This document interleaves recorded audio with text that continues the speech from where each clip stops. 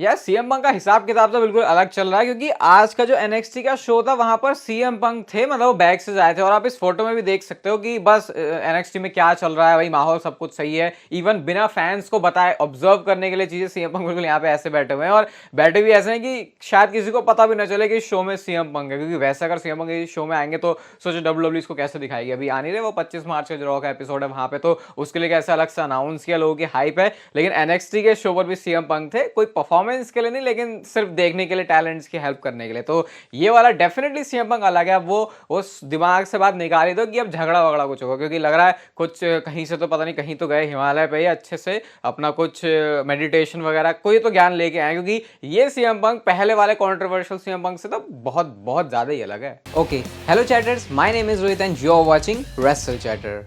Welcome है guys आपका voice of wrestling के एपिसोड नंबर आई थिंक 362 में। और सबसे पहले आपको ब्रॉक लेसनर के बारे में मैं ऐसी चीज बताता हूं कि आप लोग बहुत बहुत ज्यादा ही कुछ खुश हो जाने वाले हो। अभी पिछले कुछ दिनों से मैं आपको बता रहा था कि वो रोस्टर में हैं, उनको एक्टिवली डब्ल्यूडब्ल्यूई दिखा रही है, लेकिन वो कभी वहां से हटे भी नहीं थे। तो ऐसा लग रहा था कि यार इतनी भी कोई होप्स रखने का फायदा नहीं है। लेकिन ब्रायन एल्वारेज की तरफ से एक बहुत बड़ी अपडेट आई है ब्रॉक लेसनर के बारे में, और वो ये कहते हैं कि पिछले कुछ दिनों से डब्ल्यूडब्ल्यूई में ब्रॉक लेसनर के बारे में बातें होनी शुरू हो चुकी हैं। किस बारे में? उनको वापस लाने के लिए। अभी सुनना है इसको ध्यान से।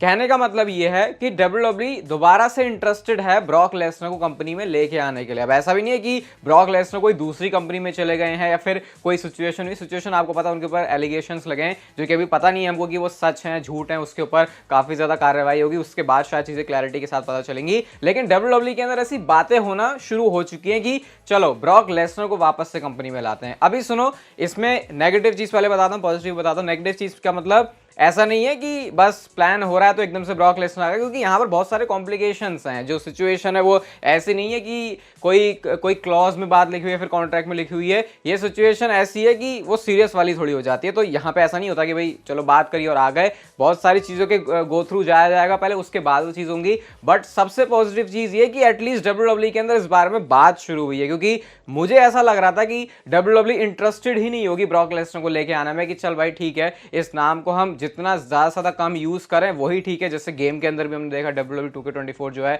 वहां पर ही ब्रॉक लेसनर को कोई खेलने के लिए कैरेक्टर नहीं है, तो वो एक बहुत नेगेटिव इंप्रेशन डाला था इन सारी चीजों के ऊपर। बट अभी अगर ऐसी बात चल रही है तो डेफिनेटली या तो कुछ चेंज हुआ है या फिर वो जो नजरिया है वो सिर्फ गेम के लिए रखा गया था। डब्ल्यूडब्ल्यूई को पता है ब्रॉक लेसनर एक बहुत बड़े एसेट हैं, क्योंकि ब्रॉक लेसनर की वजह से बहुत सारे लोग डब्ल्यूडब्ल्यूई के साथ इंट्रोड्यूस हुए, स्पेशली जो अपनी वो यूएफसी वाली फॉलोइंग लेके आए थे। तो ये बात डब्ल्यूडब्ल्यूई बहुत अच्छी तरीके से जानती है, और ये एक बहुत मतलब मैं कहता हूँ रिलीफ लेने वाली बात होगी कि भाई ब्रॉक लेसनर के बारे में डब्ल्यूडब्ल्यूई बात कर रही है। तो अभी देखो, ऐसा मत मानना कि रेसलमेनिया में आ जाएंगे या फिर इस साल में आ जाएंगे या फिर अब आ जाएंगे तब आ जाएंगे, ये एक्सपेक्टेशन नहीं है। बस ये है कि बढ़िया चल रहा है मामला। ऐसा नहीं है कि बिल्कुल ही जो ब्रिजेस सारे बर्न हो गए वो आ ही नहीं सकते, ऐसा मुझे कुछ टाइम पहले लग रहा था। लेकिन इस रिपोर्ट के बाद डेफिनेटली ऐसी सिचुएशन तो नहीं है डब्ल्यूडब्ल्यूई के अंदर। तो आने वाले टाइम में ब्रॉक लेसनर की होप्स खत्म नहीं हुई है डब्ल्यूडब्ल्यूई में आने के लिए, ये मैं आपको बता सकता हूँ। अब अगर ब्रॉक लेसनर के फैन हो, मुझे पता खुश तो बहुत ज्यादा होगा सुनकर, तो लाइक जरूर करना और अपना रिएक्शन जरूर बताना है इसके बारे में। एंड जो भी आपको कहना हो आप कह सकते हो। आज की एनएक्सटी के बारे में बात करते हैं, जो कि बहुत ज्यादा रंगीन इसलिए रही क्योंकि यहाँ पे एक मूवमेंट आता है। जो मेटाफोर वाली टीम है इन्होंने जंप कर दिया था ट्रिक विलियम्स के ऊपर।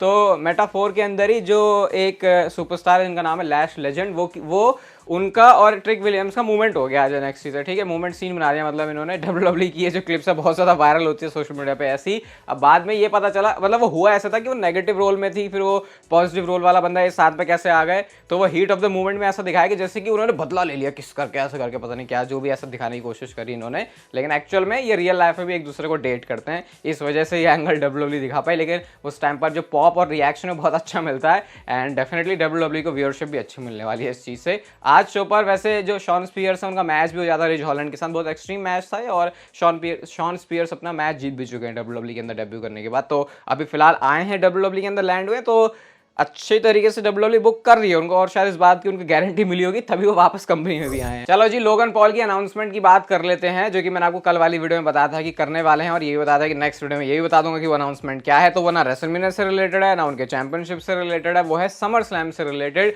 और क्लीवलैंड जो कि लोगन पॉल का होम टाउन है, वहां पे उन्होंने अनाउंस कर दिया कि समर स्लैम शो होने वाला है 3 अगस्त को ब्राउन स्टेडियम से। और ये मैंने आपको बहुत टाइम पहले बताया था कि डब्ल्यूडब्ल्यूई यहाँ से समर स्लैम करवाएगी। इसकी ऑफिशियल अनाउंसमेंट अब हो गई है।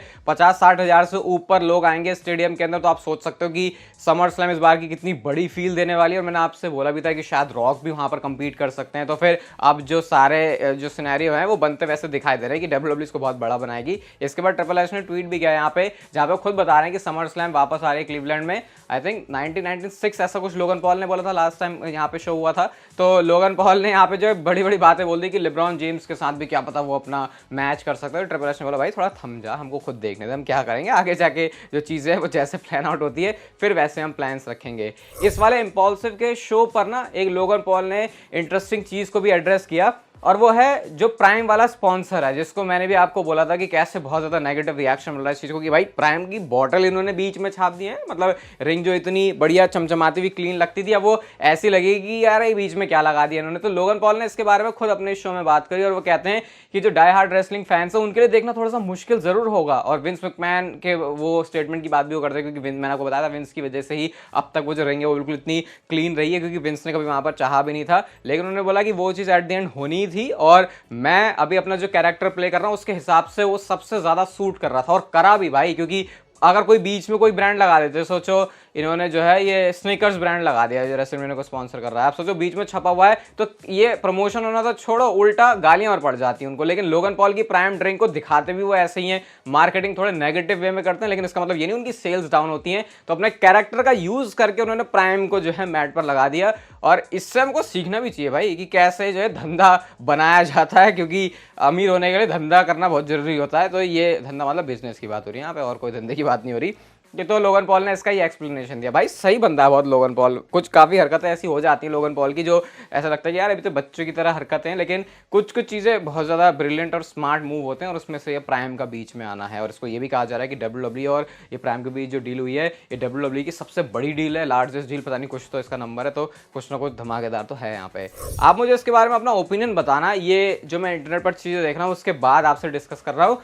क्या आपको ऐसा लगता है कि रॉक के आने की वजह से ये जो रोमन रेंस है उनका दबदबा बहुत कम सा फील हो रहा है? ऐसा लग रहा है कि रोमन रेंस इंपॉर्टेंट ही नहीं है, द रॉक इंपॉर्टेंट है, रोमन रेंस की जो स्टोरी है वो इंपॉर्टेंट नहीं है, कोडी रोड्स की स्टोरी इंपॉर्टेंट फील हो रही है रॉक की वजह से? क्या रोमन रेंस ऐसा लग रहा है कि ओवर शैडो हो गए हैं बहुत बुरे तरीके से, और वो बंदा जो कि लाइमलाइट में दूसरों को लेके आता था, अब किसी और के आने की वजह से उससे ही सारी जो लाइमलाइट है वो चली गई है? इस बात पर क्रिटिसिज्म डब्ल्यूडब्ल्यू को मिल रहा है कि उन्होंने रॉक को आगे बुक तो किया, लेकिन वो इस तरीके से किया कि रोमन रेंस उतने इंपॉर्टेंट फील नहीं हो रहे। आपको ऐसा लग रहा है क्या? देखो कुछ तो मामला डाउन हुआ है, लेकिन मैं सही बताऊं अपने दिमाग से मैं ये नहीं सोच पा रहा कि क्या और तरीका हो सकता था कि रोमन रेंस को भी वो तगड़ा दिखाते, या तो ऐसे करते कि जैसे एंट्री हो रही है रोमन के म्यूजिक पे ही रॉक आ रहा है, तो भाई वो बिल्कुल रॉक लल्लू लगता है, अरे रॉक क्यों आ रहा है मतलब रोमन रेंस के थीम सॉन्ग पे। आई थिंक ये कुछ तरीके हो सकते थे, बट इस चीज के लिए डब्ल्यूडब्ल्यू को क्रिटिसिज्म मिल रहा है। आप बताना इसके ऊपर आप क्या सोचते हो, मतलब कॉमेंट करके बताना जरूर, मैं पढ़ूंगा। अगली स्टोरी है रॉक के बारे में, और रॉक ऐसा बोल रहे हैं कि भाई ये जो अपना वो वर्जन लेके आए हैं वो बेस्ट है। उन्होंने बोला कि ये मेरा वो वर्जन है जहां पे I could become a heel and say the things that people want to say, ऐसा करके वो बोल रहे हैं कि जैसे उन्होंने वो लाइन नहीं बोली थी कि हर एक यहाँ पे जो विमेन बैठी है मेरे साथ 1-on-1 जाना चाहती है, ये वाली लाइन्स उन्होंने अपने पहले वाले हॉलीवुड वाले रॉक के कैरेक्टर में ही बोली हैं। और हॉलीवुड रॉक के कैरेक्टर के बारे में पूरी डेडिकेटेड वीडियो है भाई 6-7 मिनट की, उसको जाके आप देख सकते हो, उसमें आई बटन पर होगी, आपको इस हॉलीवुड रॉक के कैरेक्टर के बारे में और पता चल जाएगा। लेकिन रॉक करंटली बोल रहे हैं इस समय अपने कैरेक्टर के साथ जो चाहूँ जो बोलना चाहूँ वो बोल सकता हूँ, और लोग उसको पसंद भी कर रहे हैं, जो कि रियलिटी है भाई। तो रॉक अपने इस कैरेक्टर को बहुत ज़्यादा एंजॉय कर रहे हैं। चैट गेबल के बारे में आपको एक अपडेट देता हूं, और कल वाली वीडियो में आपको बताया था कि वो जो शोल्डर्स है वो अप हैं, तो शायद उसका एक एंगल बनाया जा सकता है कि भाई ट्रिपल थ्रेट मैच हो जाए। स्टिल ट्रिपल थ्रेट मैच हो सकता है, लेकिन करंटली ऐसा रिपोर्ट में आया है कि ये तो डब्ल्यूडब्ल्यू का कोई प्लान नहीं है कि उस एंगल को डब्ल्यूडब्ल्यू यूज करेगी ये बताने के लिए कि भाई अब एक ट्रिपल थ्रेट मैच होगा। वो हुआ है, वो ऐसा नहीं है वो दिखाया गया, उसे कह सकता हूँ गलती से उस तरीके से हुआ है। डब्ल्यूडब्ल्यू इसको एंगल की तरह नहीं बनाना चाह रही कि आगे जाके इसको चैट गेबल के